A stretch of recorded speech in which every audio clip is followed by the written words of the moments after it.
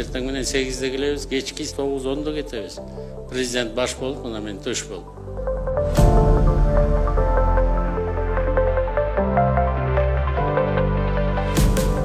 Таңгамал жумушун баштаган Минкап төрагасы Акылбек Жапаров кечки 9-га чейин кандай иштерди аткарып, эмне кылат деп суроо салсаңыз керек. Бир күндүк графигине сар эсеп салып көрөлү. Бул эл аралык иш-чарага Акылбек Жапаров бүгүн эртең мененки саат 9-да катышты. Digital Кыргызстан эл аралык платформунда Минкап төрагасы 1 саат болгон соң кезектеги иш-чарага жөнөдү. Акылбек Жапаров катыша турган кезектеги маанилүү иш-чаранын убактысы саат 10-го белгиленген. Ал Кыргыз-Түрк бизнес форуму. Өлкөнүн инвестициялык потенциалына токтолуу менен Минкап төрагасы түрк ишкерлерин Кыргызстандын экономикасына инвестиция салууга чакырды. Ошондой эле Акылбек Жапаров Кыргыз-Түрк бизнес форумуна катышуу үчүн Бишкек шаарына келген бир катар түрк компанияларынын өкүлдөрү менен жолугушуу өткөрдү. Белгилей кетсек, бул жолугушуу Минкап төрагасынын Түркия Республикасына болгон расмий сапарынын алкагында Анкарада өткөн сүйлөшүүлөрдүн уландысы болду.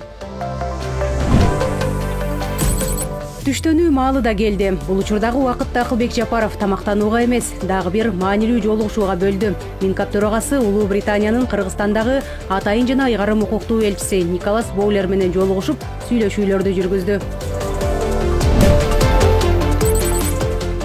Сааттын жебеси бирге чукулдап калды. Ал эми Акылбек Жапаровдун жумушу уланууда. Ал Европа реконструкциялоо жана өнүктүрүү банкынын вице-президенти Марк Боума менен жолугушуу өткөрдү. Мында тараптар биргелешкен долбоорлорду ишке ашырууну талкуулап, меморандумга кол коюшту.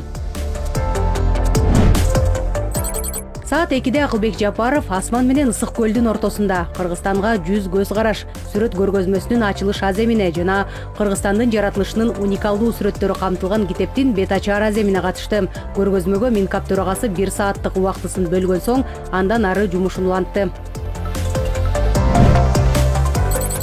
Бул жумушчу кеңешме саат 15:00-гө мерчемделген. Тоокен ишканалары менен жолуккан Акылбек Жапаров лицензияны сактоо үчүн жыйымдар маселесин талкуулады.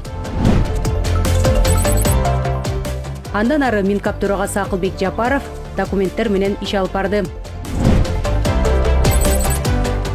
Ал эми 17:00-дө номер 1 шаардык клиникалык ооруканасына барды. Анда номер 1 шаардык клиникалык оорукананын аймагына 500 орундуу жаңы медициналык корпустун курулушуна канча каражат кетээрин эсептеп чыгууну тапшырды. Ошентип Акылбек Жапаров иш күнүнүн соңунда Евразия экономикалык биримдигинин сотунун төрагасынын милдетин аткаруучу Алексей Дронов башында турган Евразия экономикалык биримдигинин сотунун делегациясы менен жолугуп, кызматташуунун актуалдуу маселелерин талкуулашты. Сааттын жебеси 19:00-гө чукулдап калганда Минкап төрагасы иш кабинетинде жумушун улантып, эртеңки күнгө карата пландарын иреттейт. Анткени маалым болгондой, Акылбек Жапаровдун 29 февралда Кытайга жумушчу сапары мерчемделген.